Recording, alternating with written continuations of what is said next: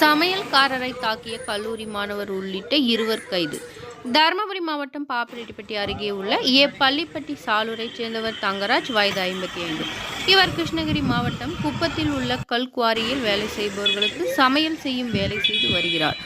கடந்த 13ஆம் தேதி பொங்கலுக்கு சொந்த ஊரான சாலூருக்கு வந்தார். மறுநாள் 14ஆம் தேதி இரவு பொங்கல் விழாவில் விழா குழுவினரிடம் பாட்டு போட சொல்லி கேட்டுள்ளார்.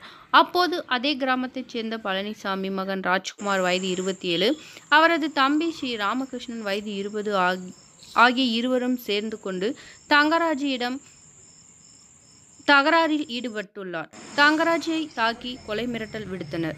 இதில் காயமடைந்த தங்கராஜ் பாப்பிரெட்டிப்பட்டி அரசு மருத்துவமனையில் சிகிச்சைக்காக சேர்ந்துள்ளார். புகாரின் பேரில் பள்ளிப்பட்டி போலீசார் நேற்று ராஜ்குமார், அவரது தம்பி ஸ்ரீ ராமகிருஷ்ணன் ஆகியோரை கைது செய்தனர். இதில் ஸ்ரீ ராமகிருஷ்ணன் BSc படிக்கும் கல்லூரி மாணவன் என தெரியவந்துள்ளது.